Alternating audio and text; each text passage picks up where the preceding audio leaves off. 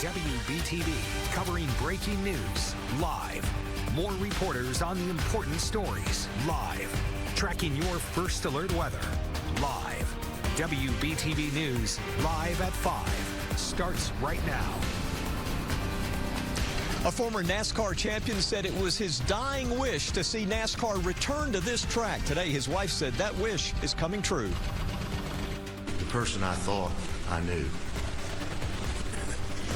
loved his family, or appeared to love his family very much. After September the 3rd, I'm not sure I know that person. Alec Murdaugh's former law partner taking the stand this morning, the stunning revelations he made about the disgraced South Carolina attorney. And allowing people to walk around with firearms without a permit or training. We're on your side breaking down the debate over constitutional carry.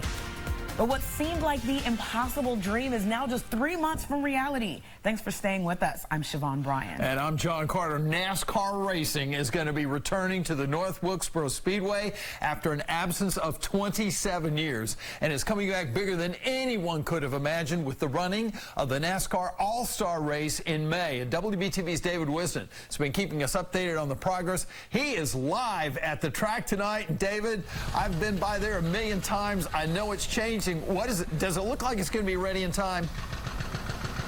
Well, John, you can see there is still a lot to do. You can probably hear some of the work that's going on right now, but officials say they believe they are in a good place, that it will be ready in time. That is especially good news for the widow of a former NASCAR Cup champion whose dying wish it was to see this track return to its former glory. I think this surpassed any dream that Benny certainly ever had for this track. Terry Parsons is the widow of legendary NASCAR driver and Hall of Famer Benny Parsons, and she was the guiding light that pushed to bring racing back here. This was my husband, one of my husband's dying wishes, the list that he left me to get done. And it's nearly there. Safer barriers are being installed, lights, new signs that are made to look weathered to go with the historic signs that have been left untouched, all in place. New suites, asphalt in the infield, all the touches needed to create a modern racetrack in a vintage venue. We rarely get to bring old things back. Normally we tear old things down and build new.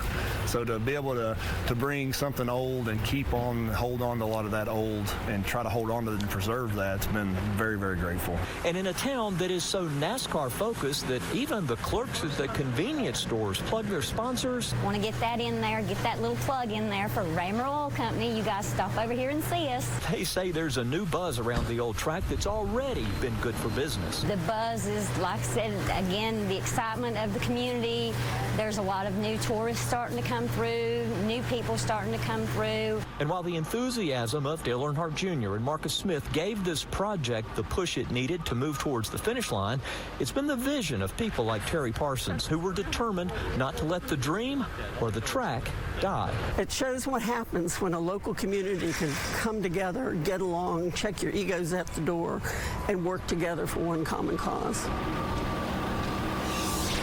Common cause is to bring NASCAR back. It's coming back in such a big way. The advice I heard today, if you plan on coming to this race, come as early as you can and use one of the satellite parking lots. They're going to have a lot of shuttle buses running because it's not easy getting in and out of here. Reporting live at the North Wilkesboro Speedway, David Wisnot, WBTV, on your side. All right, David, no question, this is going to be one of the most exciting things in all of sports this year. That's going to be terrific. Thank you. Live at 5, the North Carolina Highway Patrol investigating a deadly crash in Lenoir. It happened 5 p.m. Tuesday on Valway Road near US 321. Troopers identified the driver as 24-year-old Jonathan Betancourt of Conover. They say he was driving south on Valway when his Hyundai crossed the center line, ran off the road, and collided with a tree. We'll update you as we get more information. A troubling new report out of Raleigh shows drug overdose deaths in North Carolina rose by 22% in 2021. That's according to new numbers from the state's Department of Health and Human Services. Officials say more than 4,000 people were killed by drugs, which is the highest number of overdose deaths in a single year for North Carolina. State health leaders say more than 77% of those deaths involve fentanyl. Officials say they've expanded mobile crisis services, increased peer supports, and collegiate recovery programs in order to fight the ongoing opioid epidemic. Well, the big question this evening is this. Will Alec Murdaugh testify in the double murder trial that he is now at?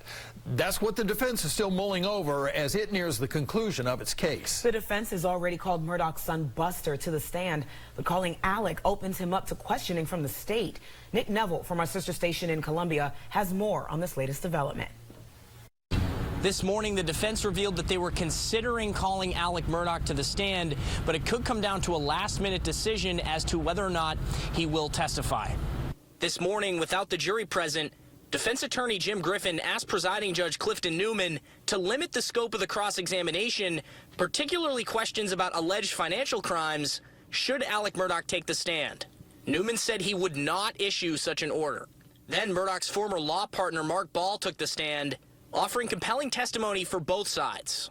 Ball was at Moselle the night of the murders and says the crime scene was not secure and no one was blocking traffic in and out of the property. Did that entrance get blocked off? No. What happened? People just kept piling in. I mean, it was just more and more people kept showing up. On cross-examination, Ball testified that Murdaugh lied to him repeatedly, including about stealing millions from clients and about where he was minutes before the killings. He denied to you 3 times that he ever went to those kennels, did he not? He did. His buddy, his friend, and his law partner, 34 years, told you 3 times, I was never there. That's correct. And you know now that's a lie. When I saw the video a month or so ago.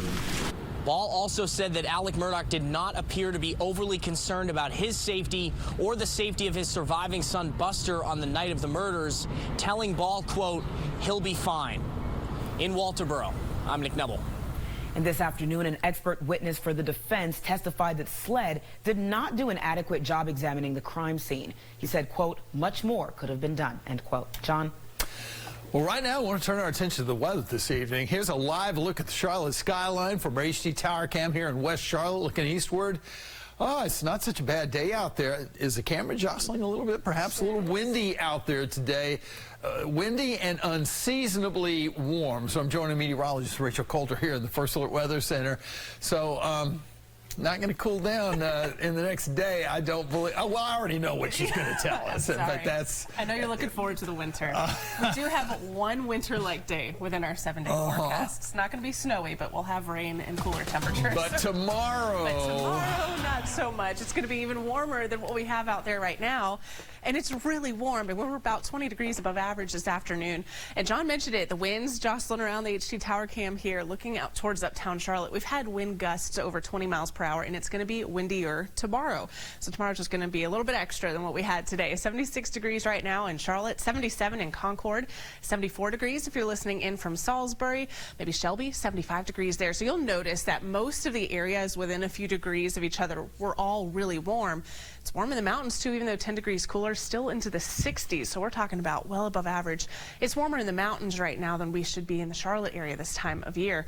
And there's your hourly planner. And notice how these temperatures just don't move all that much. So we could still be sitting around 70 degrees even by 10, 11 o'clock tonight. And then eventually we'll see those temperatures fall back into the 60s. Tomorrow afternoon, likely going to be a record day for many portions of the south and east. But then watch what happens. There's those winter-like conditions. Add some rain to this. First Alert Weather Day in place for Saturday. Your First Alert forecast coming up. All right, Rachel, thank you. Live at 5, a bill that would allow people in South Carolina to carry concealed loaded guns without needing a permit or training is under debate right now. The bill would establish what's known as constitutional carry, joining about half of all states that already have it in place. Now, under this bill, anyone 18 and older would be able to carry a concealed loaded gun. They wouldn't need any training or any permit. Guns would still be banned in the same places they're currently not allowed, including schools, churches, and courthouses. This would take away the right of law-abiding South Carolinians, the necessity that they get a permission slip from the government to carry a weapon.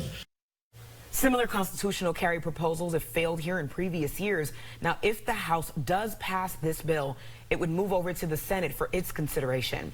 2 years ago, the legislature passed a law allowing South Carolinians to openly carry concealable weapons if they had training. Live at 5 o'clock, a bill legalizing medical marijuana has now cleared a North Carolina Senate committee after lawmakers approved changes aimed at increasing access in the state. That now clears the way for a full floor vote in the Senate, which can come as early as next week.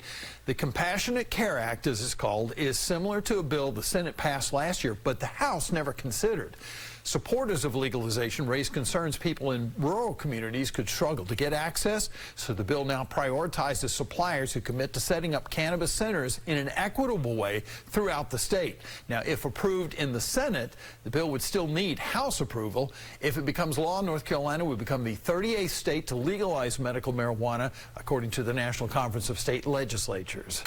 More jobs are coming to Chester County. Roofing company IKO plans to revamp their factory on Lancaster Highway.